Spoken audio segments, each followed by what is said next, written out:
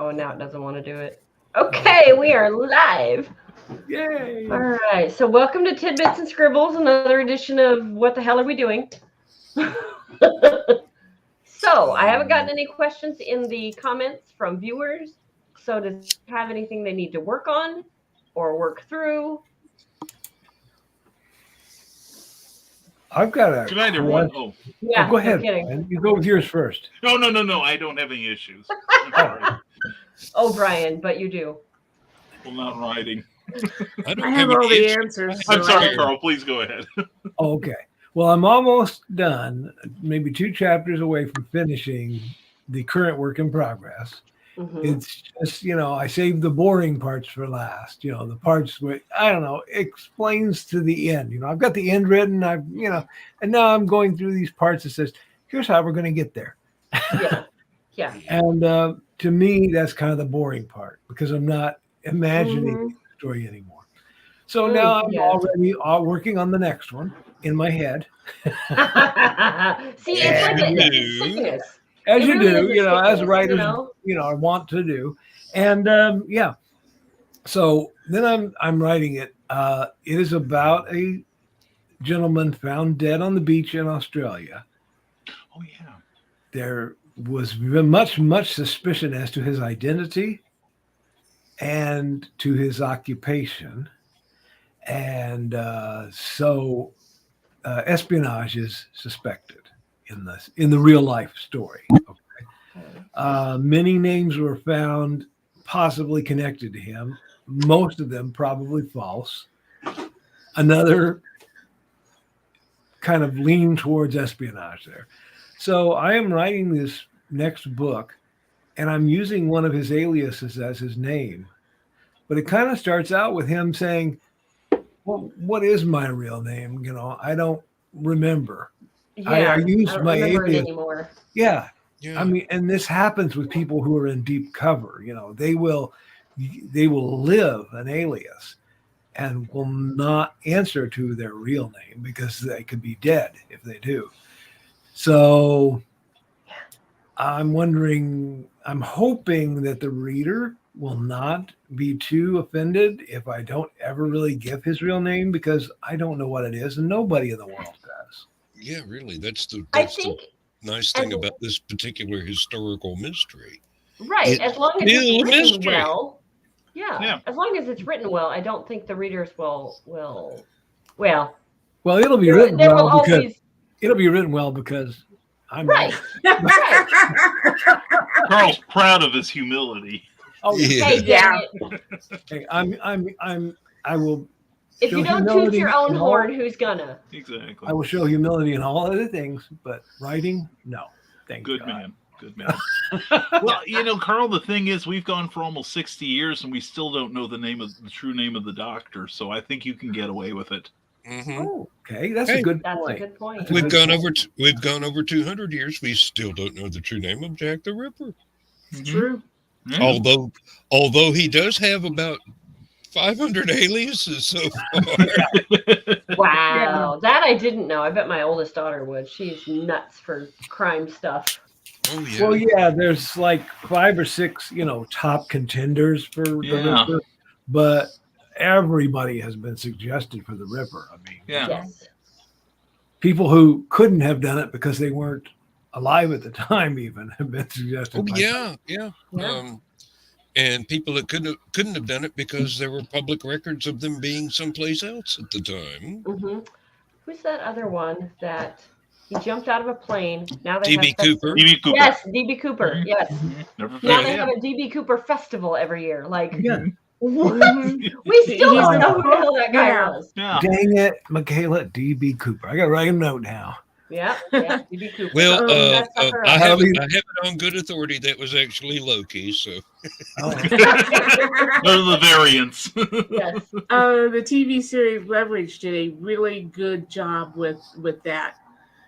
They did like what Carl did with the Mad Gasser, and everybody played a part of who the regular cast also played a part of who was around at that time, the stewardess, the FBI agent, and they actually had D.B. Cooper and the stewardess falling in love, getting married, Hey, Skunk. and All the right. FBI takes in, and he's I forget what name he was under, but actually takes him under his wing and makes him an FBI person, and they're Nifty. partners for like 20 years. What a Hey, twist Skunk. on that. Yeah. All right.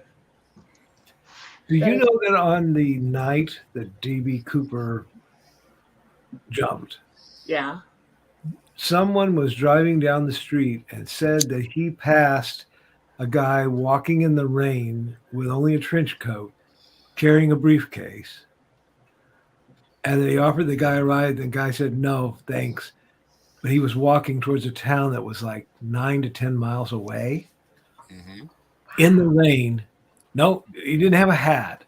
And Right. he had a trench coat, which is kind of a raincoat, but it wasn't much protection. But the guy refused a ride, Wow. which is pretty suspicious. Yeah, that makes you wonder. And of course, Yeah. it throws a whole nother theory in for the story.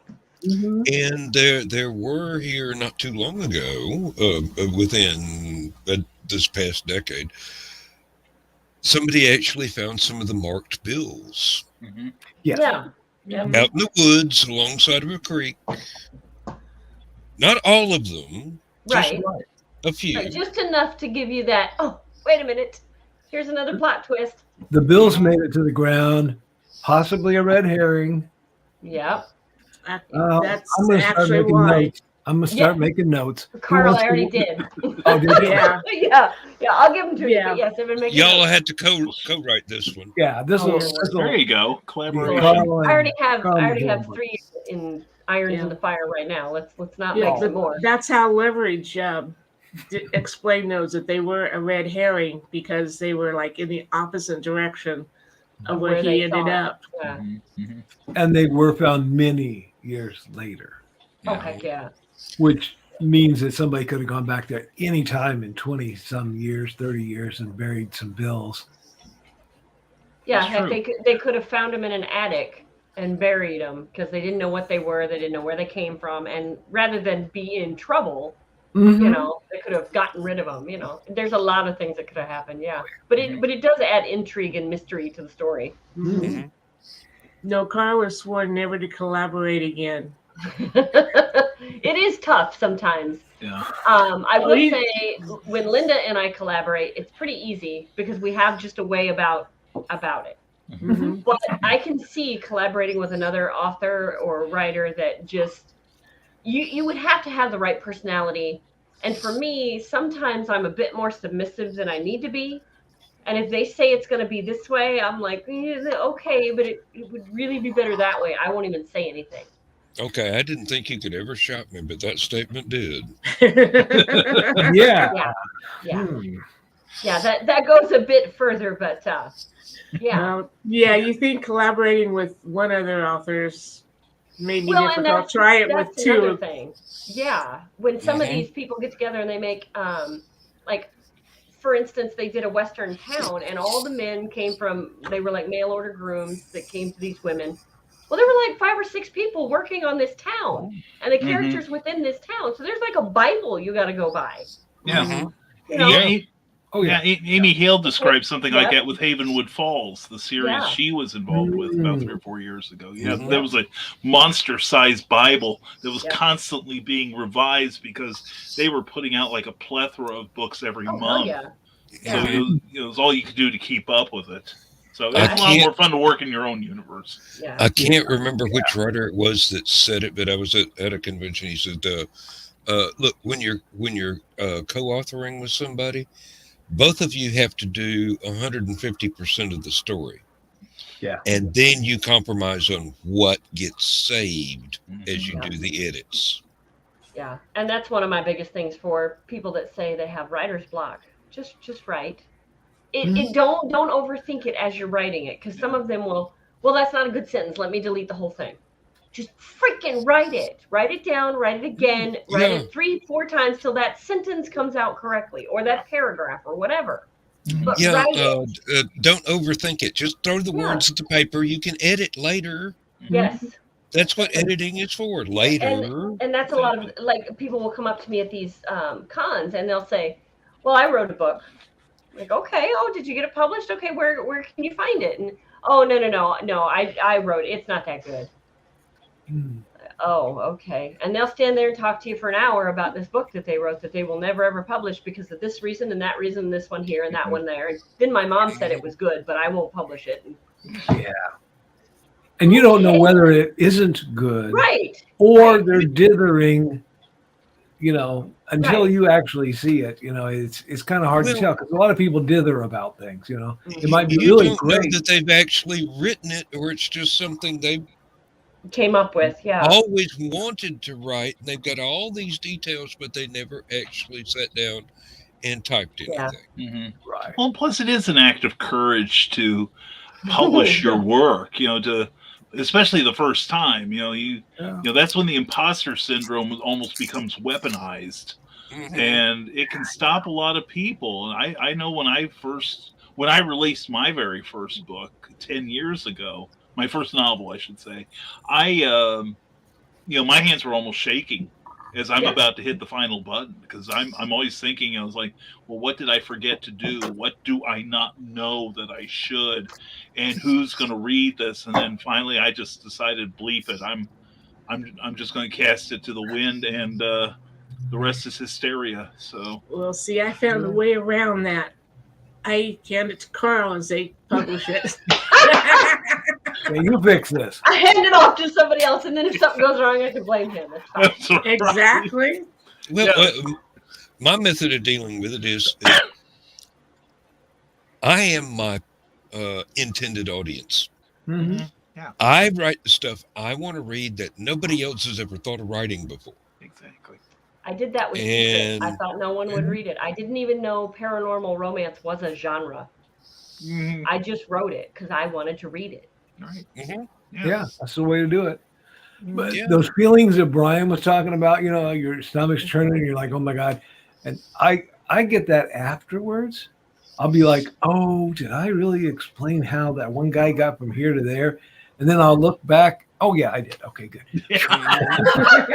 Yeah, and Carl, have you reached the point yet where you look at like really older works and you're going, this is really good. Who wrote this? I know. Got my name on it, but I don't really. I know who wrote it. And I know who wrote my stuff, but I still go through Sandstein every now and then. I'm like, God, that's funny. It's like, Donna, For me, Donna it's will. the opposite. I go through it and I'm like, oh, I can fix that. Really? Oh. yeah. See, Donna hates it when I'll be reading something I wrote and I go, ooh, I'm smarter than I thought I was.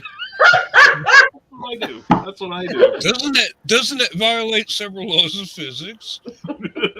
Well, Let's hope. No, what happens to me is I'll wake up the next day and go back and go, okay, I'll go through and in order to catch up to where I stopped, I'll do some editing and Yes. I'll start reading and I'll start correcting the things that I was typing too fast to actually get thrown down in the way I actually meant it to be. And I'll be looking at it and I go, who wrote this shit? Did I do? No, wait a minute. I don't remember writing that paragraph. No. I don't remember creating that character. What, blackout sort of thing. Well, what surprised me was I tried to write Hawk, my main character, as a hero, because that's what he's supposed to be. mm-hmm. And I don't know why, but it surprised the hell out of me when I had somebody tell me, and it was a guy that had read it. He's a nurse. And he said something about he was good to his wife, but probably not as great as Hawk. He was probably not as great a man as Hawk is. I'm like, really? He's like, yeah, Hawk's a badass. I'm like, oh, well, good, because that's the way it was supposed to be. Love it when a plan comes together. Right. Yeah. And see, I'll read something I write and go, damn, I'm good.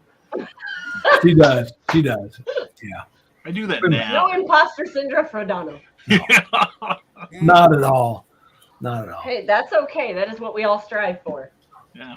Oh, Lindsay read the original manuscript, the one I just sent off to the publisher years ago when she was on the bus to come and meet me in the flesh for the first time. Ah.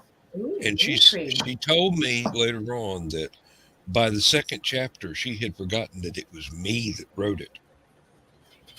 Yeah, Mhm. that's good. Yeah, I think so. Uh-huh. It worked out. Hey, I've gotten some fan mail for the stuff while it was online, and I'm hoping that trend will continue. Once No it gets kidding. I print. would love fan mail. That would be awesome. Yeah. Maybe that's what we should tell people that reviews are, because that's what they're like. So Yeah, Could really, be. it maybe good we idea. should flip They it on are. its head. Yeah. Sing I'll my try praises to the world. Put it on Yeah. Amazon. Yeah, No really. kidding. There you go. Put it anywhere. Put it on a billboard, for God's sakes. I mean, I'm worth it. There you go. Of course. Put it on a post-it note and stick it up in the taco stand. I don't care. Right. Just tell somebody. just tell somebody you like Right. it. So how's it We're going, gonna get Skunk? back You're to awful me quiet. eventually. For a good time, read Warrior Secret. There you go. Yes. It's okay. Or It's ask okay. for it by name. I'm fine. I just had nothing to contribute. That's okay. Oh, that's okay. We love you, You Skunk. will. If you We do don't really think of have a something, topic tonight either, so we're good. Yeah. if you think of something, pop it right in. Please. Yeah. It's not like Yeah. we have. Oh, It's like not you like can we get have a a word in script. edgewise. I know. Point Oh, taken. well, that's Oh. why the six of us could never collaborate on anything because there'd be 10,000 pages and people go, "Wait a minute, who wrote what?" I'm pretty sure the six of us couldn't ever collaborate on anything because, well, we all write in different genres. There's Yeah. that too. Yeah, because we Thank argue you. over how to put it out. We'd argue if it would be a comic book or a romance novel or Mhm. a thriller novel. Yeah, we would. We could do same story in all the genres. Who That could chainsawed work. my character to death? Damn it. Me. That was Wow, me. my character's messing around in the closet. I That's killed see, him 2 chapters ago. That's a round robin story where each one of you writes something and the next one tries to top it. Mhm. That was the Don't problem. challenge a fan. Those two problems together were the problem that I had with collaboration. Okay. Okay. What Skunk mentioned, a writer from another genre coming in, our co-writer was more in the romance era kind of thing. The early Harlequin romance yeah. kind of thing. Oh. And I'm more of a either journalistic type of person telling exactly what happened, and Donna, Then there's She me wrote- with all she the wrote- sex. she wrote the parts that got us put in the adult section of lulu.com. And made Um, sales. I Everyone was to gonna their say strengths. sex sells. I'm sorry, but sex sells. That was part of it. And we round robined it. We each did a chapter. She would write chapter 1, I'd write chapter 2, Donna would write chapter 3. Well, we But now do who a would characters edit? chapter. Well, the characters chapters, yeah. But now who would edit? Marty and I. Now, see, in my opinion, it would have been even better to bring in somebody else and say, okay, you've not looked at this. You're not part of this. Jump in here and edit this and see. Yeah. Get their You take don't on know it. who wrote what chapter. Mhm, Make it yeah, work. don't tell them anything. And that would have been great. We should have hired a professional and done that, but we did not. And I can look at chapters that I wrote and go, I did not put these parts in here. What the hell?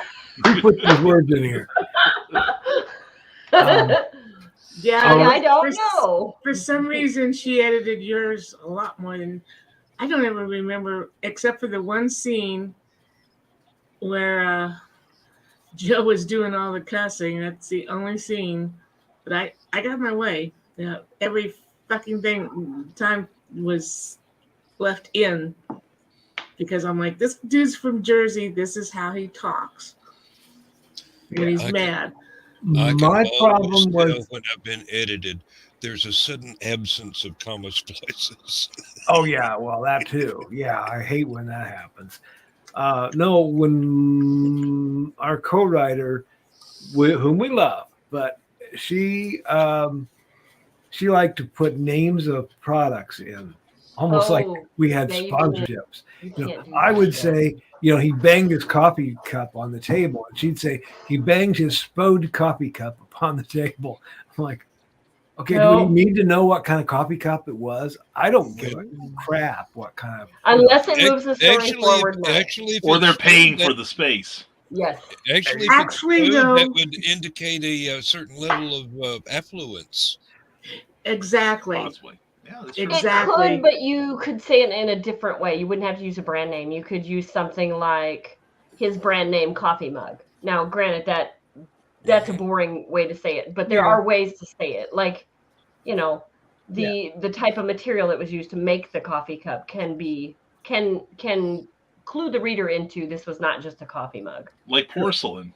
Yes. And for those portions Yeah, of really. the part where you're describing the person the first time, that could be a good way to do that. Like I had my guy wearing a tailored Italian tailored suit. Okay, Mm-hmm. didn't mention Armani or anybody like that, Right. but I'm just saying, as it was Italian tailored, and those kind of things you can put in without the names, and you can suggest, okay, this person's doing well in life if they can afford that suit. But Especially when you mentioned that he dropped 4 bills on it. yeah, I was just going to say, you could say something like, as he adjusted the cuffs on his designer suit. Mm-hmm. Right there, that's an expensive suit, but you don't know. Is it Armani? What, So you're not saying a name. You're not infringing on any copyrights or branding, but you told him that that's an expensive suit. Mm-hmm. right. Yeah. And then there was Madame Starlight with her gypsy caftans and little else on. Yeah. Ta-da! Yeah, the only time I really tend to put in brand names are like when I'm doing stuff that takes place in the past, which I do a lot of. Mhm. So I'm likely to mention a product that came out during that time. Yeah. And that may be unique to that era. Mm-hmm. Well, she really didn't carry that much past the introduction to her character. Mm-hmm. Because, Right. she was trying to show, she mentioned the Irish linen and all this, trying to show, well, after she got away from that, when she was at the reunion site, you could see the change because she wasn't thinking in brand names anymore. Mm-hmm. Right. So, I was with Marty. I thought naming brand names in the first chapter was significant. Yeah, and it can be. It's just a matter of copyright infringement and such. Yeah. Yeah. Fun stuff. That's the kind of thing that I consider set dressing, where Mhm. you actually You're setting the scene. Yep. you're trying to build the character by what's around them, what they Mhm. interact with on a during the scene. Yeah. I mean, it makes a difference whether it's a porcelain coffee cup or a Dixie cup. Yes. Mm-hmm. Both of them give a different image to Mhm. the character that is doing the slamming down on the table of the coffee cup. Right. Yep. I mean, To me, I just don't want to slow down the action. I mean, if you're going to bang your coffee cup on the table, it doesn't matter what kind of coffee cup it is. You just bang the coffee cup on the table. There's a startle reaction. Yes. But if you slow it down by saying, it was a particular brand name, blah, blah, blah, coffee cup that he slammed on the table, I'm like, really? Okay. You've killed your Yes, your momentum. Yeah. momentum. Thank you. Yeah. Momentum. Yeah. Well, and also here's another danger if you're writing something in a contemporary vein. One of the smartest things the Dick Van Dyke Show did back in the day was to not put in brand names, not to put in too many cultural touch points. Yeah. Because except for certain styles like of automobiles and technology, that's why shows like that and I Love Lucy and Andy Griffith are timeless because there are universal things that they don't bog themselves down with like say Andy Griffith turning on the show because the Donna Reed show is on the next room, and Opie's going to watch it. Yeah. By omitting a lot of these touchstones, the Can we books get can in? then have an extended life. I think. Yeah. Yeah, but then again, Woodstock Dreams is about a specific year. Time. Exactly. Yeah. Exactly. That's Yeah. true. It would be kind of like not having Radar drink knee-high cola in MASH, Mm-hmm. That was Knee-high grape. Yeah. I agree. Yeah. great knee-high, yeah. You did have to have that in there because you were trying to set a time period, Mm-hmm. and that was important.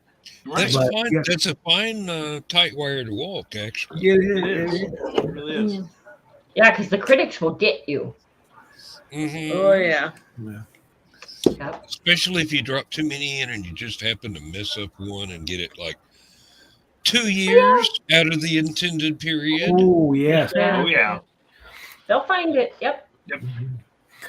That's an interesting thing. I heard somebody once say that if cell phones had been invented and were, all out like they are today, that all the episodes of Seinfeld could be solved by somebody having a cell phone. Yeah. I mean, there would be no plot. It would all be, because somebody would call somebody up and the whole thing would be Right. wrapped up. I Like, Yeah, that's true. I thought the whole point of Seinfeld was no episode had a plot. well, He no, didn't. He said it was a show about nothing. Yeah. but this also, goes into, like, I've been watching the Poirot mysteries with David Suchet, Yeah. especially, and being set in the 30s and 40s. They have to travel from place to place, and they do have the telephone at least, but how do you get out to that particular village that doesn't have regular telephone service, or How do you relay a message? Yeah. Yeah, Exactly. really. Someplace that doesn't have phones, you got to send telegraphs. Hmm? And Or they how have many to are be on the de- party They have line? it. Yeah, Yeah. they have to be delivered. And, Yep.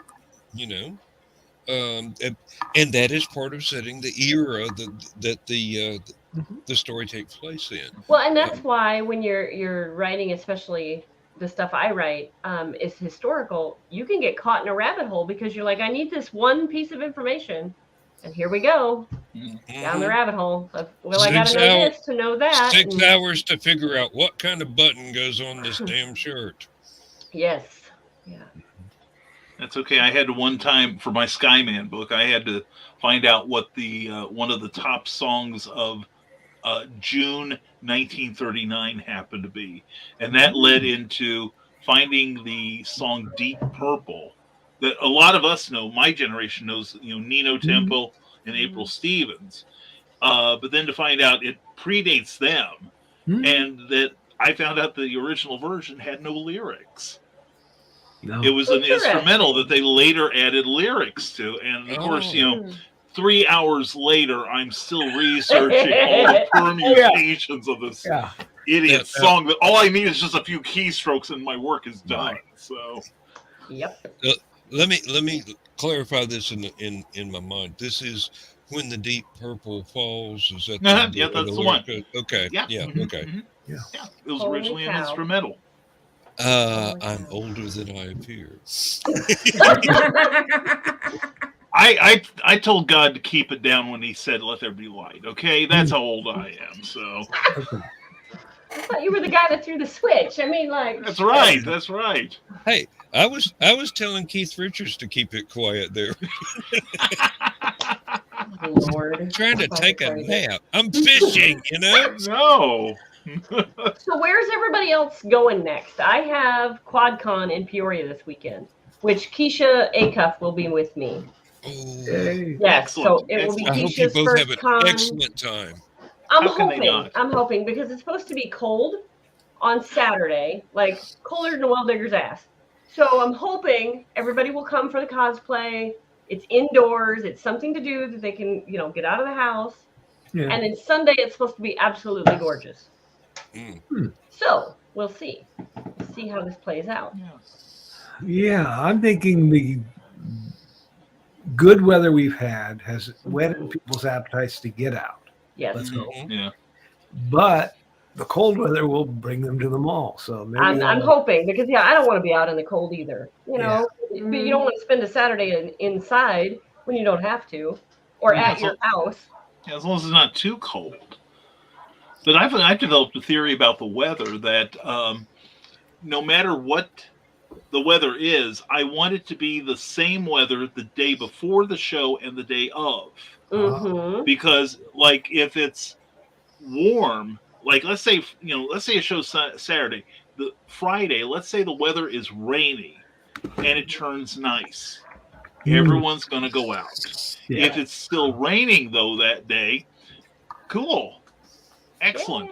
But if it's still raining, people are going to say, "Oh, what the hell? That's what that's what the temperature. That's what it was yesterday." Yeah, and they'll go to the show. Yep. Yeah, and it just as long as the weather's consistent, I think the show's got a good chance. It's just when the weather, especially if it's drastic, because years ago I was at a show in Danville, of all places. I was going to say, have you been to Illinois, Brian? We don't do the same day shit. No, we don't. No, we're working on it. We're working on it. But no, I did a show in Danville about 6 or 7 years ago that the weather was beautiful the day before, and then we had a torrential rainfall for the next day and a half, and it killed that show completely. So Oh heck yeah! Because a little rain is one thing, but a torrential downpour. Okay. Oh yeah. I don't know. When I was in college and waiting tables, it seemed like our busiest days were during bad weather. Mm-hmm. Well, and that's the thing too. How do people feel? I hate to say it, but it's how do people feel? Yeah. And so Friday, it's supposed to be 29 and the low is 7. Saturday during the con is supposed to be 23 and 16. So then Sunday, it'll get up to 44 and sunny. So Saturday and Sunday, Saturday's supposed to be 23 for the high. Okay. And Sunday's supposed to be 44. That's not a high. Yeah, I know, right? Like, that's a low, damn it. This is Iowa? No, this is Illinois. This is in Peoria. Yeah. In Peoria. Okay. Wow. Yeah. Indiana's not going to be much better. Yeah. So I'm hoping that everybody will come do the cosplay Saturday. And that's the other thing. Like, he does tournaments. So they could win at cosplay. You can win at video game tournaments. Ooh. So there's a lot of stuff going on Saturday. That's what I kind of like about Silcon in Mattoon is that there's a lot of stuff going on that's different enough that it will draw different people in, but close to the same kind of thing that they won't be like, oh yeah, I don't want to go to those guys. Well, and because the cosplay isn't until later, they tend to mill. They'll walk past your table a couple times, you talk to them a couple times, and then they'll be like, oh, let me buy your book because I haven't bought anything at these other tables. Or I bought, I've still got budget. Let me spend some more money. All right. Yes. Right. Well, my next show is going to be SI Comic-Con in Benton, Illinois, first Saturday of next month. I've got a month off. That's how I'm viewing it. That's actually awesome. Yeah, because you can get some stuff done. That's what I'm thinking. As long as we'll see if maybe gasoline prices have stabilized by then. So you're not kidding. $15 a gallon. That's stable. Yeah. Yeah. I have to go to Deadwood in June. Are you kidding me? I think our next one is gas prices. Yeah, I think our next one is June. At the Civic Center. In Peoria. Yeah. I think we're going. QuadCon is doing one at the Civic Center in July, I think. Okay. But it's right the same time as Heroes for Kids, I think. So I'm doing Heroes for Kids instead. Yeah. I'm committed to Heroes for Kids. That's a good time though. That's a fun. Yeah, we had fun last year and we did well. We did. And actually Linda is going to go to Heroes for Kids if Jen has a space for her, and I think she does. So. Oh, good. Good. Does QuadCon compare table fees to the other? It depends. The highest I've paid for a table at QuadCon has been $55. Really? Yes. Quite reasonable. It's very reasonable. I bring my own table. Yeah. Okay. There's been a couple places where the tables were just set up. Just use that table. But it's only at like when he does it at a hotel or something, and they're like, we have tables, we have chairs, here you go. But 99% of the time, it's bring your own table. If you need a table, you have to ask for it and pay for it. There's only been, I think, one place where you couldn't do that. You had to bring your own tables. Okay. But of course, if you do this any length of time, you just bring your own damn table anyway. Sure. Mhm. Yeah. We always have one in the back. Yeah. Just in case, you know. Yep. Well, I just asked because I'm looking at this profit and loss. And that's why we're talking real seriously about maybe not going out to Deadwood this year. Yeah. It sucks because, of course, we have friends out there that we want to see. There's a whole event thing going on out there. It's Wild Deadwood Days. Yeah. So it's a whole, 4 or 5 days of nothing but fun out there. It's all kinds of stuff to do. And it's like, but $7 a gallon for gas? Are you kidding me? Yeah. Well, and that's the same hurts way in a that bad Skunk way. and I have been about LibertyCon. We haven't been able to go to a live LibertyCon in over 2 years. Yeah. And that's one of, at least my favorites, and I'd like to go to Imaginarium, which I could pick Linda up and head right to Imaginarium. That would work. I don't know with gas prices. Yeah, and we're hoping, Cookie and I have been talking about just this week about HalloCon. We do want to go, but we're going to consider it a vacation. We're going to go down a couple days early, maybe stay an extra couple days, and we got to go to that one restaurant with the Lazy Susan tables. Joe, talking about Aunt Poppy's. Yeah. Yes, that's the one, Skunk. Okay. That's the one. Plus, you have some fine alcohol stores down there. Yeah. When somebody asks us, wait for the hotel. Well, yeah. Well, I got to do something until I get there. So hopefully we'll have our van by then. Yeah. Need a short bus. Everybody's coming. We actually looked at a short bus this week. One of our local dealers has a former high school bus there. And we were looking at it with envy, aside from the fact that we couldn't get it into our driveway problem. Yeah. That's one issue. I got room. We'll just park it here. Yeah, next time I need something, I'll just drive 3.5 hours to get to your place and borrow it, right? Yeah. Borrow my own bus. But no, we looked at that thing with absolute longing. And the price is definitely right on that thing. But the more, and then we got around to that part about how much gas does this thing take? Mm-hmm. And then it becomes a major investment to go anywhere. So, right. So we may have to give up our dream of being like a 2-person partridge family. So, well, there's also that issue that if you don't repaint it and you stop at a stop sign, kids will try to get in. Yeah, I can see that. See that. It still has some of the markings of the high school on it. Yeah. Yeah. So and they say there's no such thing as a free lunch. Hey, drive them a couple of blocks, charge them money. There you go. Money. Go to College Town and do it. College Town, yes. That's true. This old guy in a fez stole my lunch money. And all I got was this damn book. Yeah. Hi, kids. You like Batman? There you go. We're going to make our own bookmobile. There we go. I think that would be pulled into court right away. All I can say is, officer, I'll go quietly. I won't. I think for this crowd, what we need is the atomic bus. Yes. There. Now we're talking. You only fill up the tank about every 20 years. Yeah. Yeah. That would rock. That'd be okay. Good Lord. But yeah, so that's we're really changing our plans and looking at things critically. Like, it's not even is it worth it, because the book sales at a book signing or a romance book signing, for me, have never been huge. Where I sell my books is at cons, because it's fantasy. It's it's a little bit everything in my books. So I don't know if it's that or it's just the crowd I can really sell to. I don't know.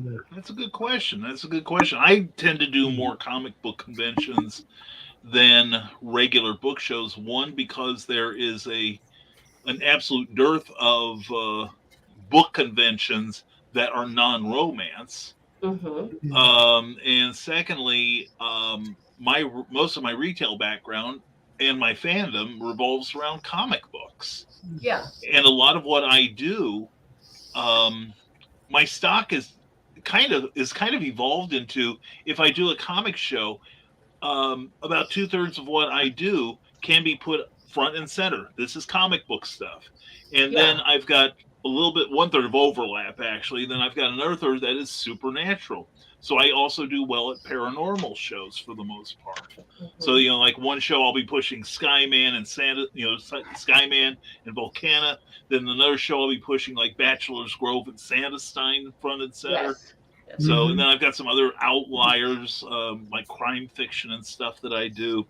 And of course, but anyway, then this is a comic book thing. This is a comic book thing, but it's a pop culture thing too. It's nothing deliberate. It's not like I've marketed myself deliberately. Right. It's just where I have found myself.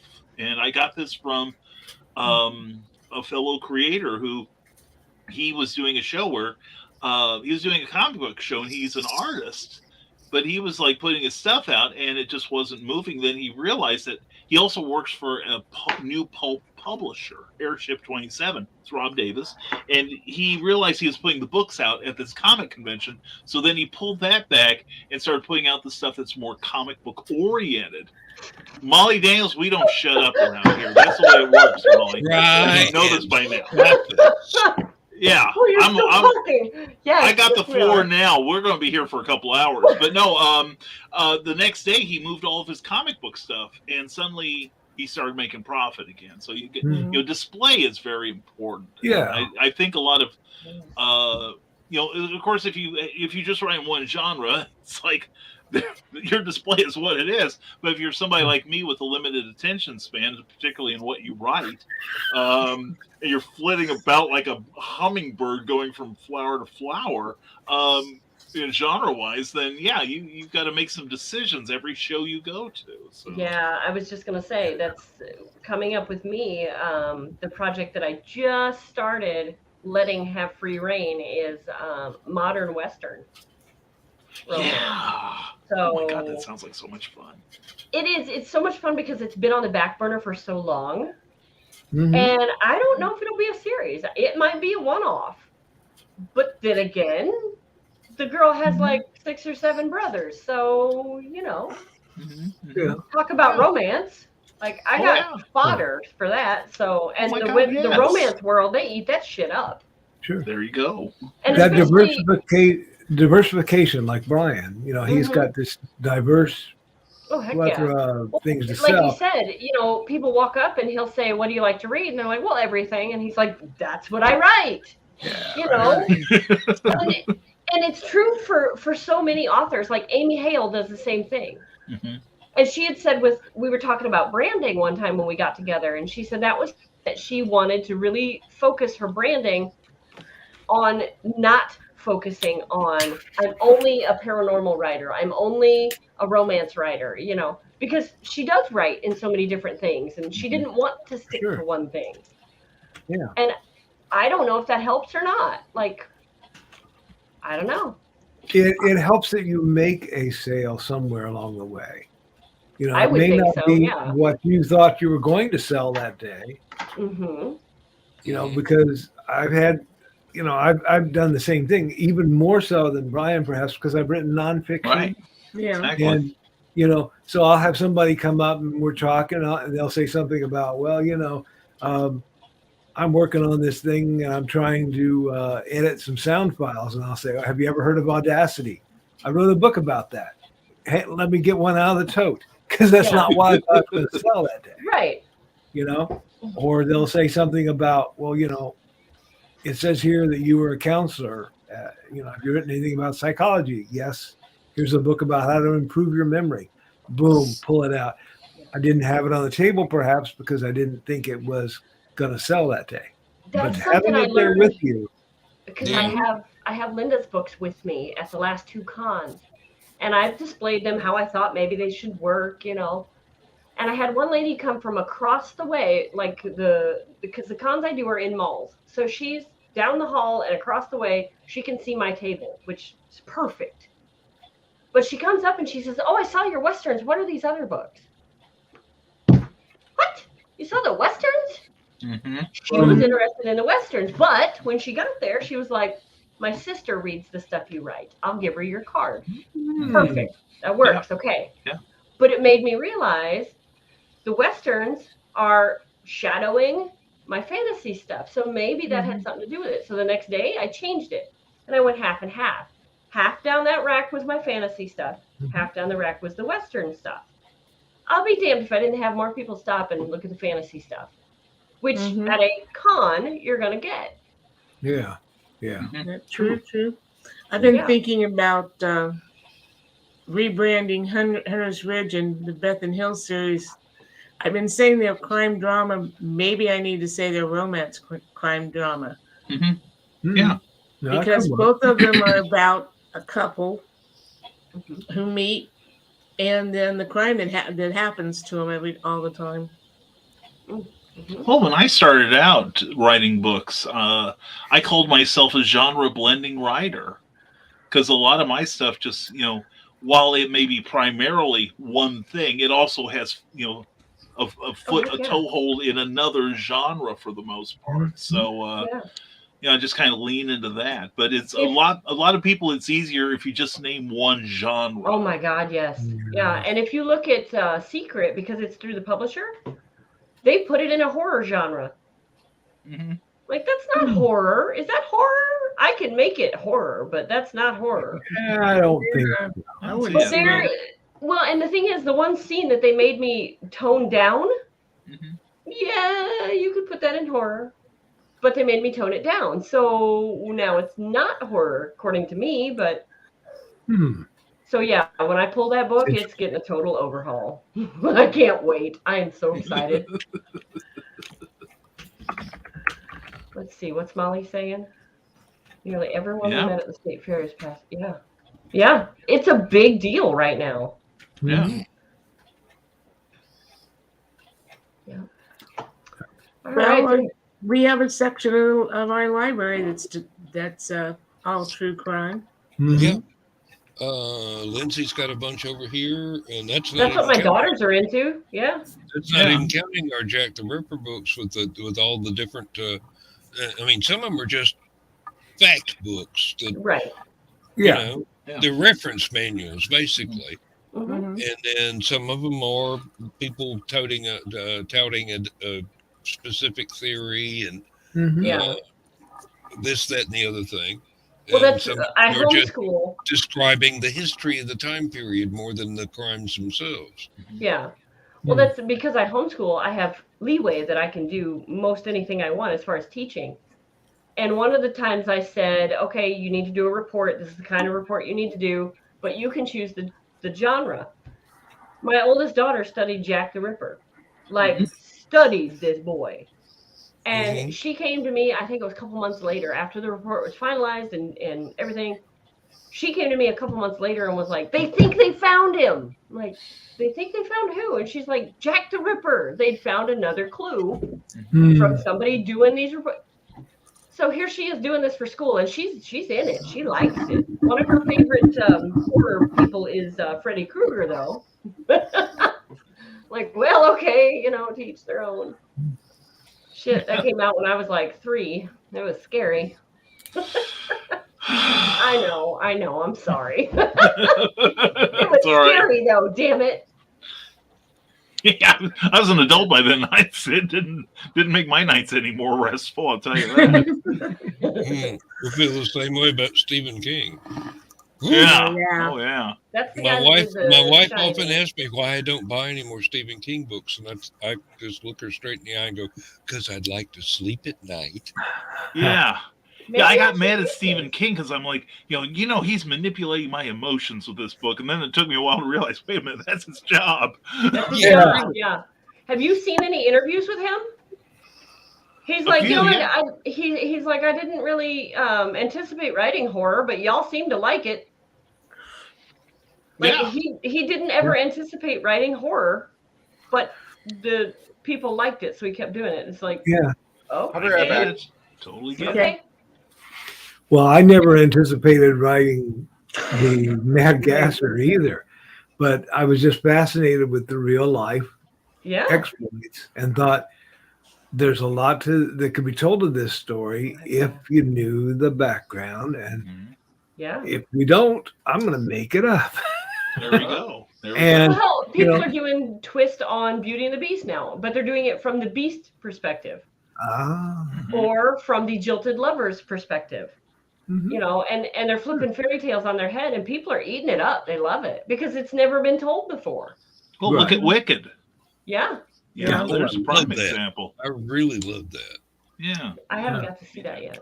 And the only reason I know anything about it is because Lindsay's oldest girl was singing the soundtrack Oh, to us.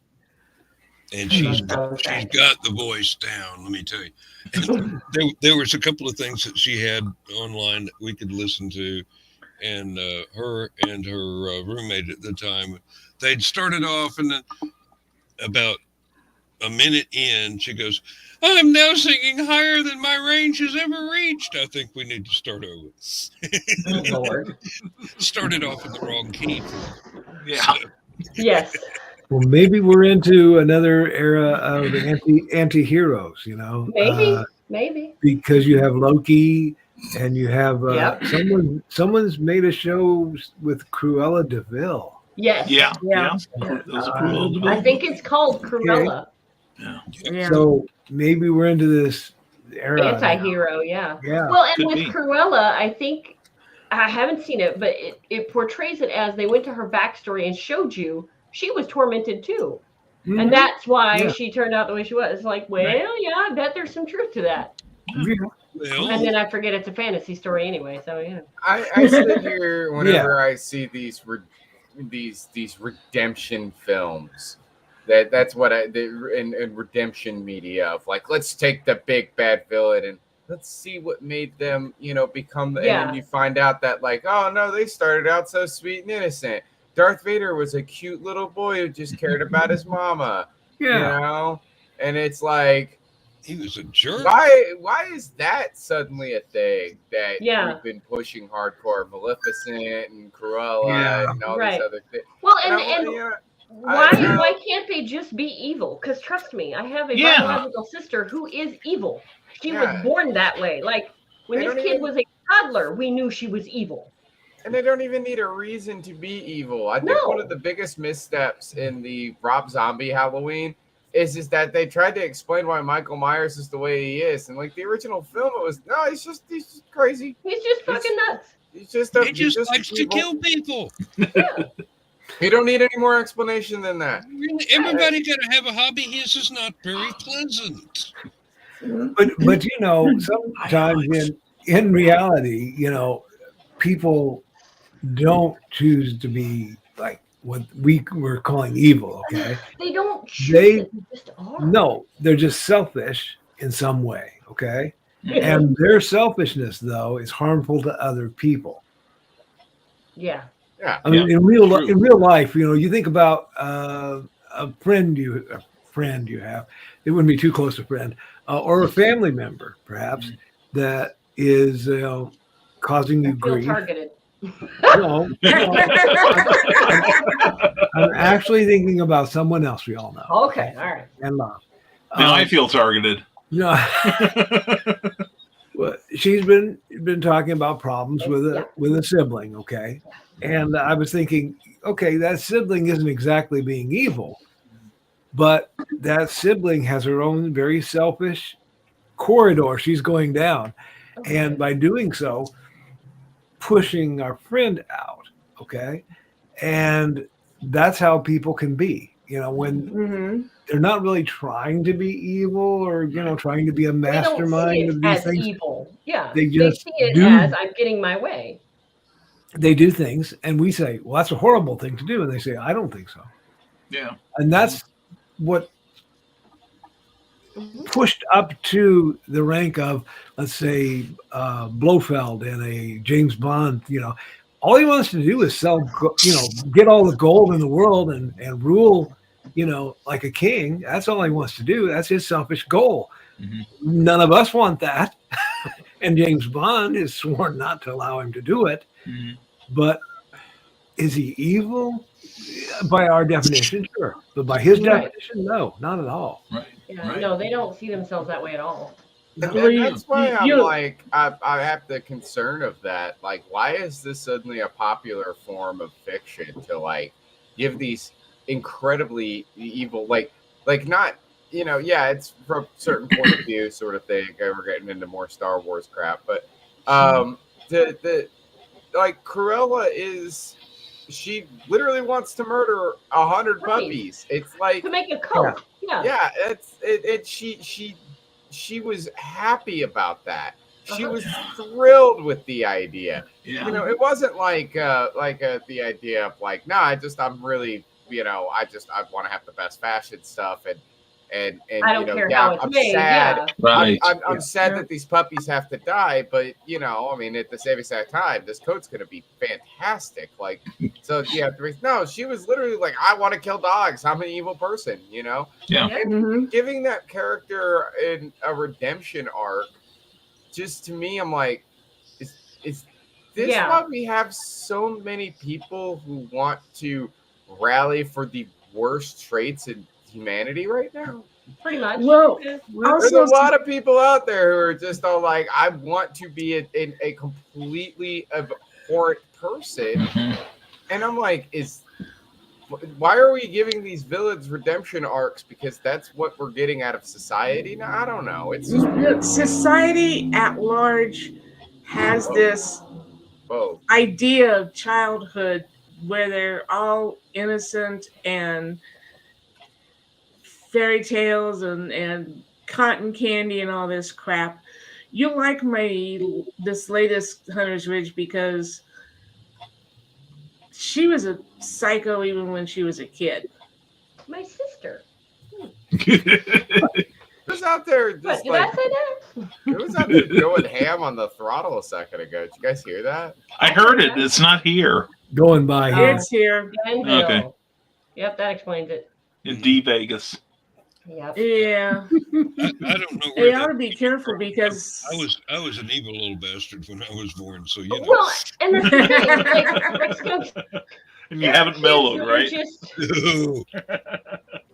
Well, and then when they grow up and they do the things that they do, or are portrayed to do the things that they do, why do you want to redeem them? I don't know. There's something that there's the old saw that every villain is the hero of their own story, but do we really need that story? No. Yeah. Can't they just be mean bad and evil and Yeah. I mean, well, and I think sometimes we need an explanation as to why they went bad, because and sometimes there is no explanation because children can be psychotics. Yeah, sure. It doesn't always just come about in adulthood.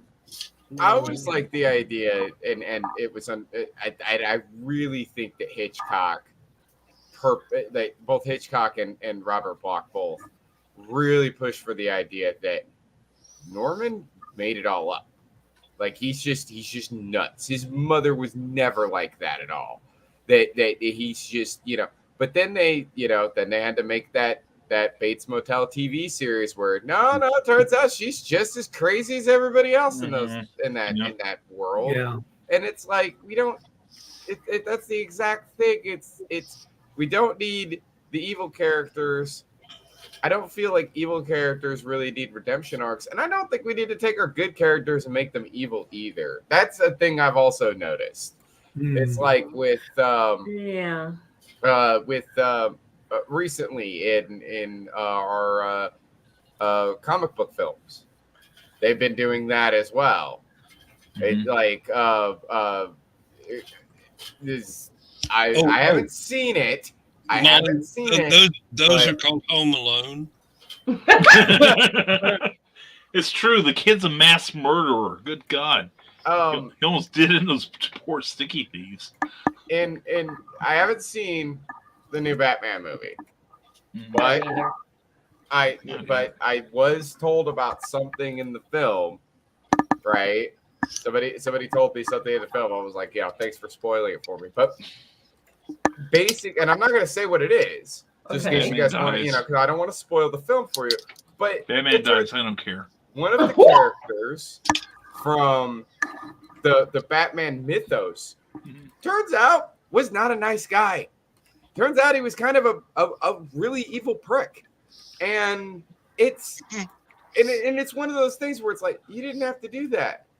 Literally every iteration of the story before this film came out, that character was one of the nicest, most generous. It was somebody who would give you the coat off their back and would freeze if they knew it would keep you warm. And in this movie, they're like, no, he's totally evil. Everybody's evil. Evil. We're all evil. And it's like, why would you do that? What is the point of doing that? Ratings. Shock value. Oh yeah. Value. Yes. Well, I'll agree with you. This is so weird. We'll just drag people into the theaters by screwing everything up. Brian, did you see the movie? No, not yet. Okay, not yet. But I think I have an idea who it is based on your description. Oh, I know exactly, because I've been looking at things that were trying to spoiler me, and I'm going, I'm not going to see this movie till it comes out on DVD in the grocery store. Same here. But no, I think Skunk touched on something really important. It has to be done really, really well. Mm-hmm. One of my favorite comic series actually is like that. It's both sides of there's two comic series that were the same, and they're written by the same guy, Mark Waid. One was called Irredeemable, and the other one was called Incorruptible. Irredeemable, the premise was, imagine the most powerful man on earth, like a Superman, finally snapping. Ooh.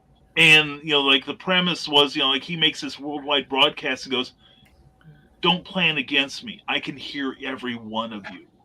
Or another time, he creates a tsunami that's heading towards Tokyo, and the good guys get there, and they think they're going to save everyone. The Plutonian, as he's called in this, stops them and grabs a bunch of tourists and said, okay, like about 24 tourists, tells the heroes, you can save 12 of them. If you take 13, I kill them all. If you take 11, I kill them all. You can only take 12. And so they have to decide who gets teleported away from Tokyo. And just as they make their decision, which of course is going to lead to heartbreak, the last person through, the last superhero going through, the Plutonian just looks at her and goes, now you know how I feel. And it's like, pow, right in the feels. Ooh. Now, the other one was about a villain. Irredeemable is about a villain, the Plutonian's main villain, who, because the heroes weren't stepping up to stop him, realizes that he's the only guy who can. And the guy is like a thief. He's come close to murder. He's a borderline pedophile. And he's like, he just got like, just about, hit the trifecta of all the least admirable qualities in a human being, and it's how he pulls himself up and tries to change. It's very well done, is the thing. And you don't really like the guy by the end of Irredeemable, but you at least understand him and root for him to change. Whereas the Plutonian does get a slight redemption arc at the very, very end. But until then, he's a jerk. But it's very well done. There's nothing wrong with that sort of fiction. I'm not saying that sort of fiction's bad. Oh, no. I agree. It is overused, though. Yeah. Megamind is a great example of that, of the villain, the hero becoming the villain becoming the hero. And then you also have stories like right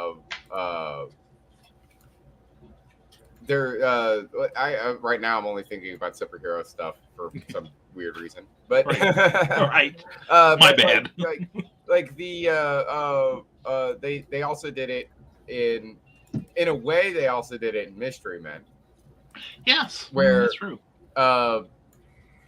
nobody was taking any of them seriously, so they kind of had to. But it wasn't really the same thing, but it was kind of the same thing. The Incredibles had some very similar vibes there. Megamind's the one that I think about when I think about that style of storytelling.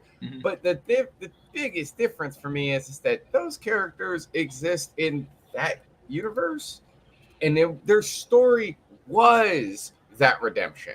Right. It's like you're talking about with Plutonium Man and the whatever the bad guy's name is. Yeah.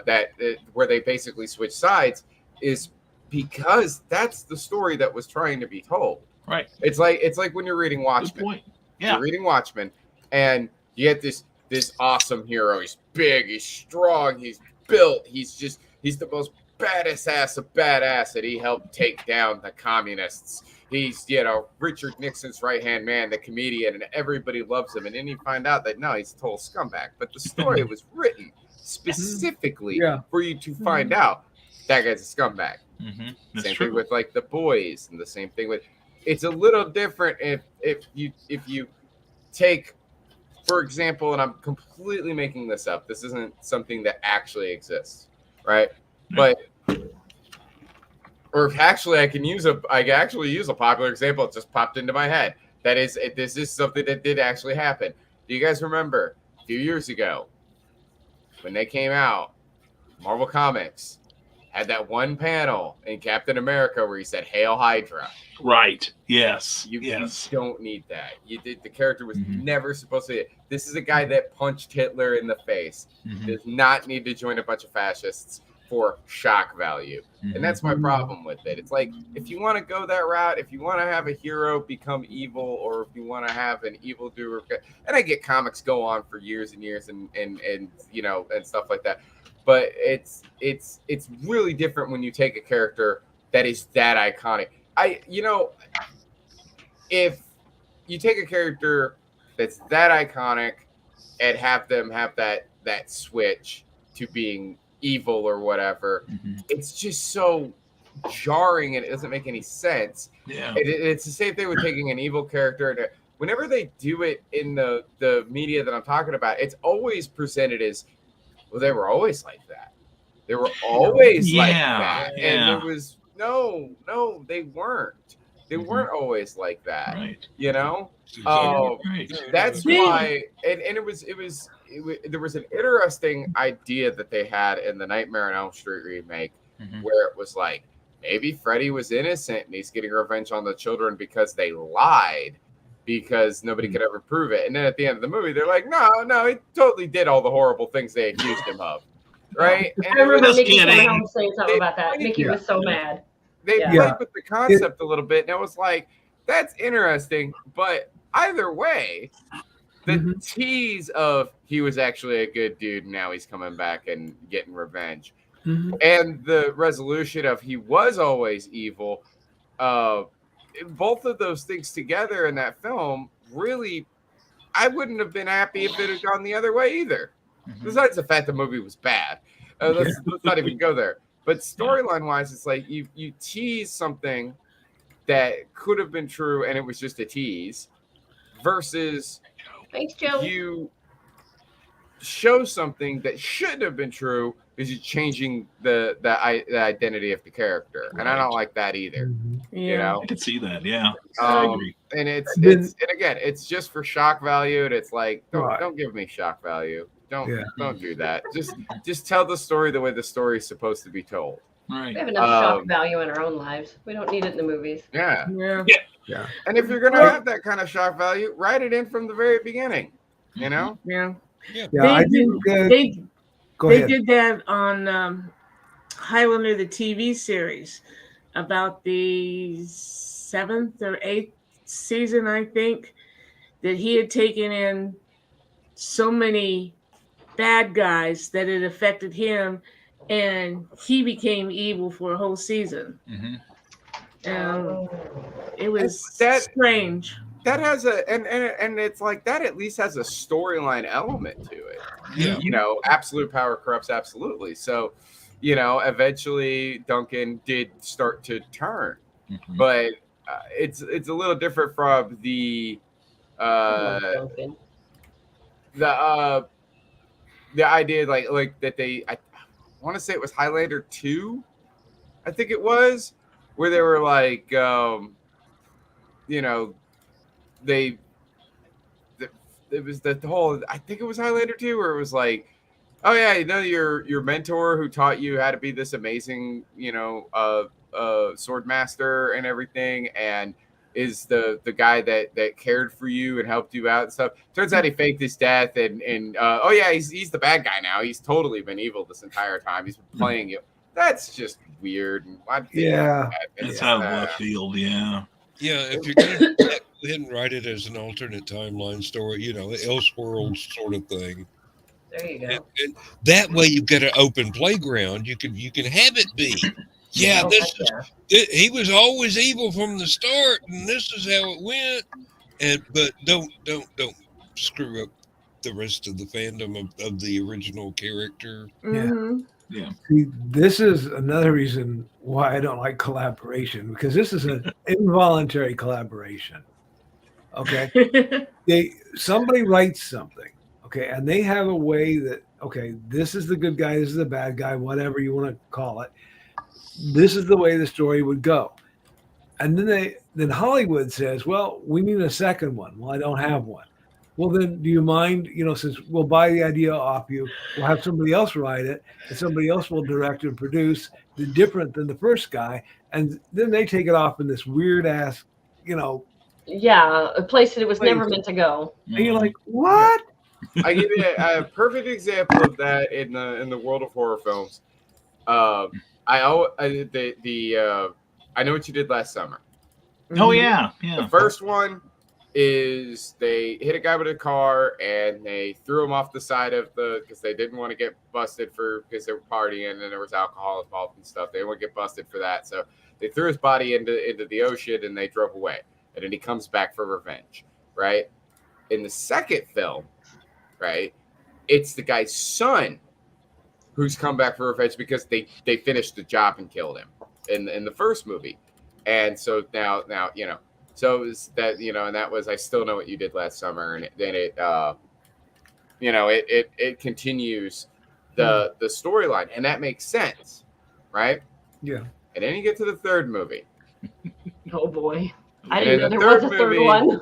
The third movie, the fisherman comes back from the dead as a zombie and is going around killing everybody because of a curse. And it was it's okay. Now we're into. Is that the start of the zombie shit? We're into this. We're into silly horror land now, and we can't take anything seriously. Yeah, that was Was it the movie?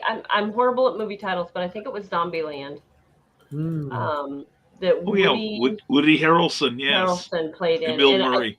I'd catch glimpses of it as Andy was watching it. He's I would walk through the house and I'd be like, "Are they at a carnival? Yep. Are they at the top of a Ferris wheel?" And he's like, "Yeah." And I'm like, "With a shotgun?" And he's like, "Yeah." Yeah. Never mind. I don't need to know anymore. It's fine. Yeah. That was all I saw of that movie. I was like, I'm very anti-zombie at this point because the market's just too saturated with zombie oh my god, content. that's like the romance genre is oversaturated with vampires. Yeah. I would seriously though go watch Zombieland. It's awesome. It's really good. It is funny. It really is a funny film, and I'm not a big fan of a lot of the people in it. Well, I don't know actors and actresses' names right offhand. Like Brad Pitt, I got, but that was because back in the day he was the heartthrob and everybody liked him. But there are so many that I know their faces. I don't know what they played in. I don't know their names. I don't care. But I like the movies that I like. Yeah. And I don't like the ones that I don't like. It's just. I'm just saying, you should definitely seek out Zombieland. It's a good time. It's a lot better than I thought it would be. Okay. It's less about the zombies. That's the whole entire point of the film. Yeah. It's very similar to Shaun of the Dead. It's the idea that life goes on. Zombie apocalypse, but life goes on. You just continue to live your life. The big difference is that Shaun of the Dead was literally nothing changed. They do the same things that they would do anyway, except now there's zombie murder. Whereas with Zombieland, there's the whole entire thing about the rules of surviving a zombie apocalypse. And that's the fun part of the story is Jesse Eisenberg's character being all like, before you go and do something, you want to make sure that that you stretched first, or else you're going to pull a hamstring, that sort of thing. And just the idea of like, how do you survive a zombie apocalypse is, and everything's real. It's a very super cash movie. Super cash. Okay. Yeah, I don't know why I have such a short attention span for movies, because I can sit and read books all day. But movies, it's got to be the right genre, it's got to be the right storyline, or I cannot sit still. Yeah. I don't know what it is. I hear you. All right, guys, we've been at it over an hour. Yay. So what do you think we call it tonight? Somebody was supposed to be here 45 minutes ago. She didn't show up. What? She said she was going to be here at 9:30. I don't remember who it was, though. Oh, I don't Was it Molly? Was it Keisha? Was it Keisha or Molly? One of them said they were going to be here 30 minutes ago. It might have been here. Molly's in the Molly's comments. in the chat, but Yeah. it I thought might they were have going been to be like Keisha. here, like in the Yeah. call, I thought. Okay. I might have misunderstood. Yeah.